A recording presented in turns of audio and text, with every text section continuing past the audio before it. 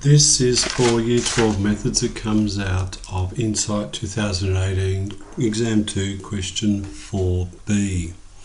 Okay, we have this quadratic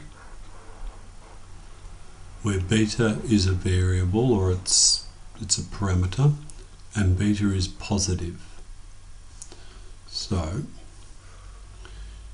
go to at -1. If beta is positive, then the turning point gets pulled down in this direction. If I'm looking at the rule and I make x equal minus beta on 2, I get this. When x equals minus beta, I get that.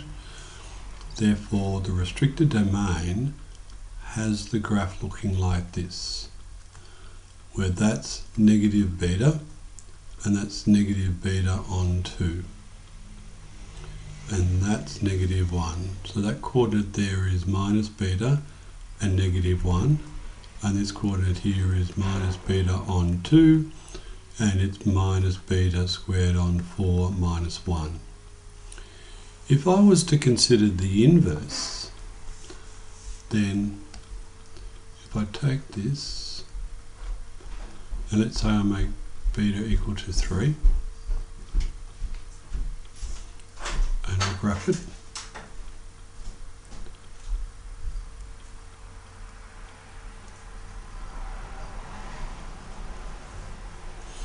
there's my graph. If I was to graph and sketch the inverse, my turning point here goes over to there, and my point there comes back to there. If I consider my inverse, this goes up to there, and that will now have the coordinates minus beta squared on 4 minus 1 and minus beta on 2, and it will then go to there, and that will be -1 minus beta. Okay, so that's the graph of the inverse.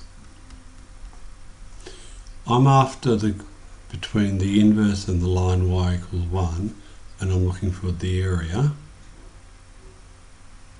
there, y equals 1. Now, because that's an inverse, it's going to be the same as this area here between x equals 1 and the line of g of x. So the area that I'm interested in, which is this area here, is identically the same as the integral from minus beta to minus beta on 2 of top curve, which is -1 minus x squared plus beta x minus 1 dx, and that will give you that area there, plus I have a rectangle.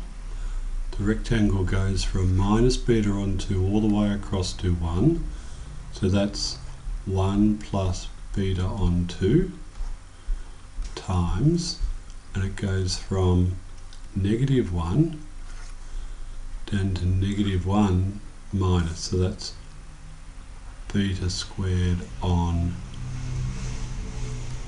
4. So we've got beta on 4.